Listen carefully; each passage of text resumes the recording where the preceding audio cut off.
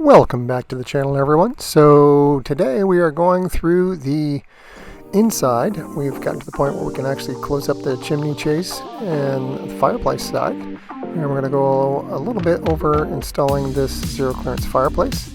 This is the 36-inch Majestic Biltmore from Woodland Direct. I got a real good price on it and they shipped it quickly. I've been very pleased with it so far. There are some tricks to install it, but we've got that installed here, and I'm just uncovering it, and I'm going to go through what I did to get all the stonework back. Now, all the tile I saved from the previous installation when we pulled the old one out. I'm hoping for the new full masonry fireplace that never happened, but we're going to be able to reuse those. Now, a few of those tiles actually cracked or had chunks broken off of them, either getting removed originally or when I had to do all the work to pull the mortar off the back of them. There's a lot of thick mortar and some drywall still stuck to the back of them. When I got them all pulled off, there was quite a lot of work to get those ground off. I didn't go into detail in the videos showing that just because it was just me and a grinder, and that was the best way to get them off. Before I can put the new rock board up to attach the tile to, I need to frame behind it. Since this is going to be all new material here and I'm replacing what was drywall with rock board, I need to add framing, and I'm just going to widen the hole a little bit. I know where the mantle used to sit by the paint marks and by putting it up there and kind of measuring around it, so I know where I can cut, and I'm just going to expand it out to where I can get to the 2x4s, add some 2x4s in there, and then I'll have a nice solid place to connect my rock board to.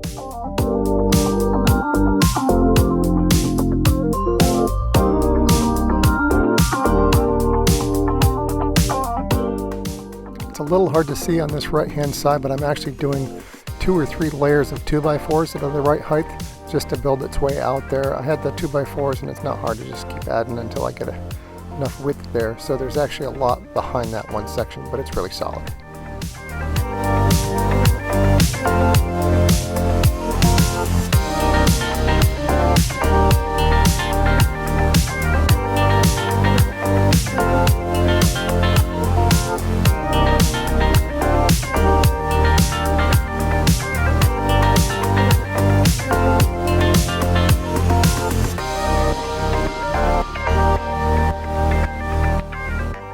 And before I close it all up, one last peek up the chimney chase, and just to show you that I've got good gap around everything.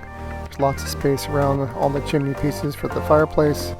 All the insulation is tacked up nice and firm, and it looks pretty good and ready to go.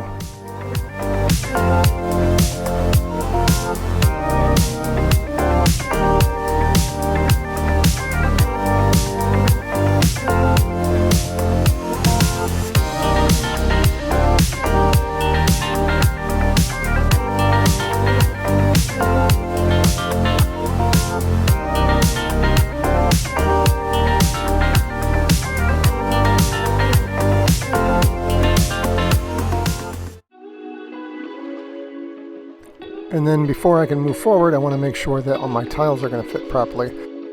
One thing that I did consider is that this fireplace is wider than the previous one, and that gives me less space on the sides for tiles, but it also means on the top row it won't line up correctly like it used to. So my top row is going to have to be offset from the sides, and you can see that in the pencil markings at the top of the wall there around the tiles. At this point, we can do a quick layer of tape and then a thin layer of thin set to seal those joints together, and then once that is all set and dry, we can put the tile on.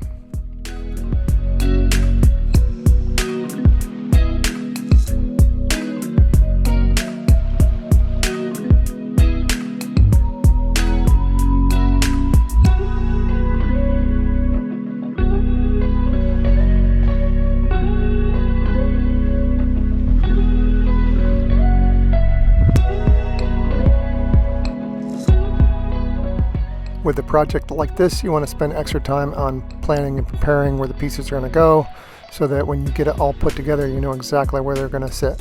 And what I ended up doing is figuring out I want to do my sides first, because they're going to line up to the top of the fireplace. I'm going to do those first and then let them set and dry, and then the next day I'll come back and do the top layer.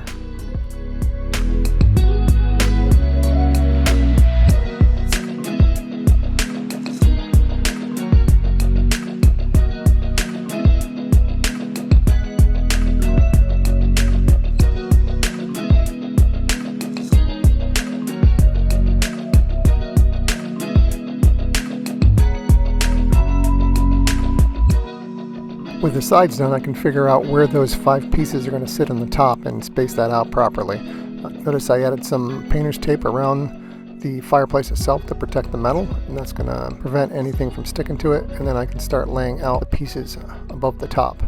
This wasn't as difficult as it seems. All I had to do was put the mantle back up in place and match it up to the paint lines, and then just draw where the mantle sat. And those pieces are going to sit in that hole in the mantle. An added benefit of the fireplace being wider is those tiles are now going to be sitting behind the mantle, which means all the broken pieces or chipped pieces, edges, I can put behind the mantle, and you can't actually see them once everything is done.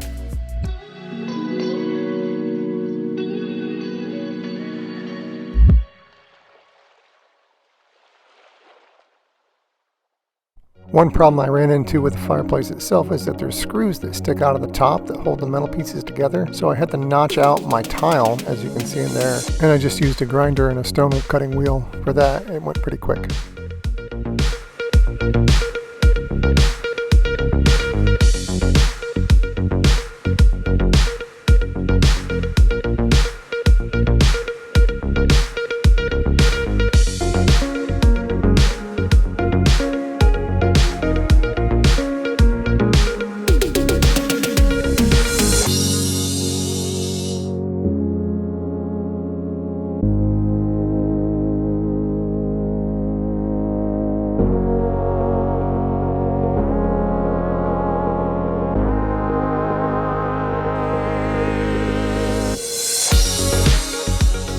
After that's all set, we can move on to the grout layer. I won't go into a lot of detail on this. There's plenty of YouTube videos that show it better than I can.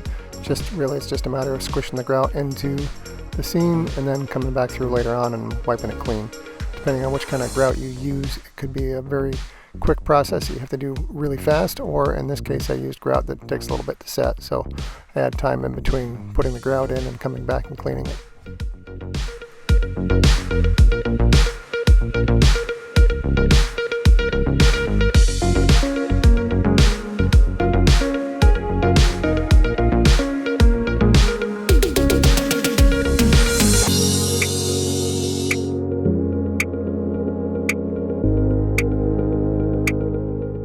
With the mantle back in place, I need to make sure that it gets mounted to the wall firmly. Previously, this was not attached very well, and it was actually falling off of the wall.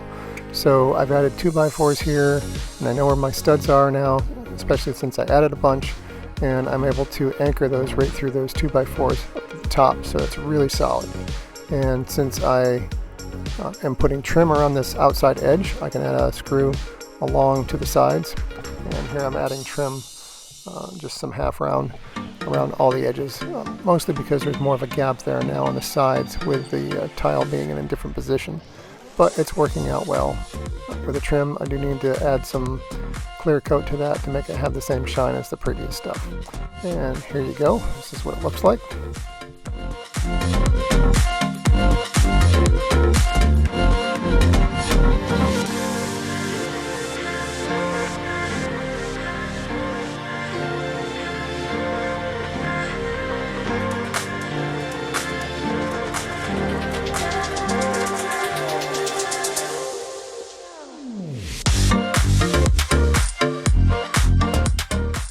And one last little educational piece on these fireplaces.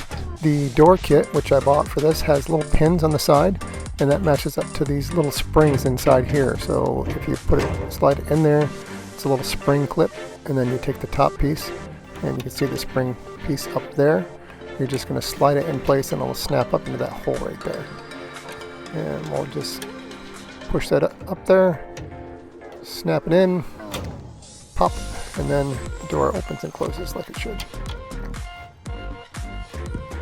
The instructions are kind of vague in how that works, but that's how you do it.